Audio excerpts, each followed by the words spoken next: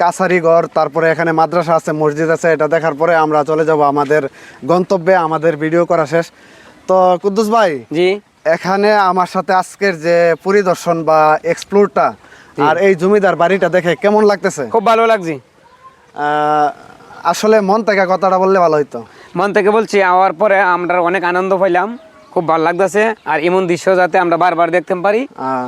আচ্ছা, আমার যে পেছনে যে দেখতে পাচ্ছি একটা হাওর, এই হাওরটা খালি চোখে কি সুন্দর লাগে? না, খালি চোখে সুন্দর লাগে না, ভিডিও করলে সুন্দর লাগে। ক্যামেরার মধ্যে অনেক সুন্দর লাগে। আর আসলে প্রাকৃতিক দৃশ্য যারা অনুভব করতে না পারে তাদের মধ্যে কোনো প্রেম থাকে না।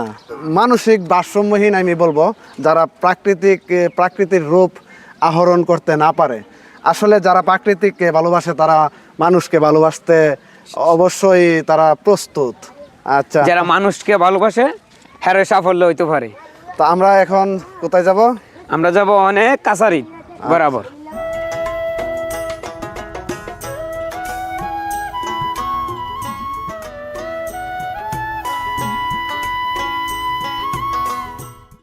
আমি এই মুহূর্তে যেখানে আছি এটা হচ্ছে মৃগার ঐতিহাসিক মাদ্রাসা, অনেক পুরাতন মাদ্রাসা এবং মসজিদ। মৃগার সবচাইতে প্রাচীনতম মাদ্রাসা এবং মসজিদ এটাই। আসলে মৃগা ইউনিয়নে হিন্দু মুসলমান মিলেই একটা জনগোষ্ঠী এবং বসতি। এখানে আসার পর আমি দেখতে পেলাম আমাদের ছাত্র ভাইয়েরা এখানে যে শীত আসলেই এই ব্যাডমিন্টন খেলার জন্য হুমড়ি খেয়ে পড়ে সবাই, ওরা খেলছে এখানে, দেখে খুবই ভালো লাগলো। আমি এই মাদ্রাসার সুরলগ্ন থেকে আল্লাহ তালা রাখছেন এবং এই মাদ্রাসার দায়িত্বশীল হিসাবে নায়েবে মোহতামের পদে আছে আর কি। আলহামদুলিল্লাহ, তো অনেক ভালো পর্যায়ে আছেন। এই মাদ্রাসাটি কত সালে এখানে স্থাপিত হয়েছিল? 2009-এর 28শে ডিসেম্বর। এই মাদ্রাসাটি এখন বর্তমানে কেমন চলছে, বা এর যে ছাত্রছাত্রীর যে চাহিদা বা ছাত্রছাত্রীর যে এখানে সমাগম কেমন? আলহামদুলিল্লাহ, ছাত্রছাত্রীদের সমাগম অনেক ভালো। এটা তো আমাদের ছেলেদের বালকদের শাখা। সুরলগ্ন থেকে আলহামদুলিল্লাহ ধীরে ধীরে এ পর্যন্ত আসতেছেন। এখন প্রায় 300-এর মতন ছাত্র আছেন।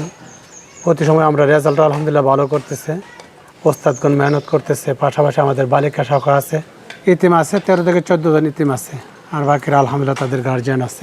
এখানকার ইতিমদের জন্য কি কোনো ফান্ড আছে? ইতিমদের জন্য এমনি গোরাবা ফান্ড আছে, কারণ এই মসজিদ করতে গিয়ে তো ব্যয়বহুল খরচ হয়ে যেতেছে তো, এবং আমাদের ছাত্র তুলনায় শিক্ষক নিয়োগ দিতে হইতেছে। ওই উস্তাদের বেতন দিতে গিয়ে ছাত্রদের খাবারের সরঞ্জাম করতে গিয়ে সেটা ওইদিকে হাত দিতে পারতেছি না, চেষ্টা করতেছি ইনশাল্লাহ। আচ্ছা, আলহামদুলিল্লাহ। আর একটা জিনিস কিন্তু দ্রুত হয়ে যায় না, এটা ধীরে ধীরে হয়। আর মাদ্রাসাটি এখন পর্যন্ত ভালো পর্যায়ে আছে আমি বলে মনে করি, ইনশাল্লাহ। তো দোয়া করবেন আমার জন্য, আমার চ্যানেলের জন্য, আর আপনাদের জন্য তো দোয়া রইল। আমি ছোট মানুষ, খাস করে আপনাদের কাছে আমরা দোয়া চাই, মাদ্রাসা যেন দিন দিন তারাক্কি আল্লাহ তাআলা দান করেন। আপনারা সবাই সকলের কাছে দোয়া চাই ইনশাআল্লাহ। আমার পেছনে যেই দালানটি দেখতে পাচ্ছেন, স্থাপনাটি, এটা হচ্ছে কাছারিঘর বা ভূমি অফিস। এখান থেকে জমির যে খারিজ খাজনা এগুলার চেক কাটা হয়। আর আমার এই পাশে দেখতে পাচ্ছেন, ঠিক এই পাশে আরেকটি জমিদার বাড়ি। তো এই বাড়িটি পরিত্যক্ত, এখানে কেউ বসবাস করে না। আমি আপনাদেরকে দেখাবো, এখানে কেউ বসবাস করে না, পরিত্যক্ত। আর এটার মধ্যে কে বসবাস করতো, কারা বসবাস করতো, এখন তারা কোথায় আছে আমি সঠিক জানি না। এখানকার কেউ বলতেও পারে না। আমি কিছু মানুষকে জিজ্ঞেস করছিলাম, তারা বলে ভাই বলতে পারি না।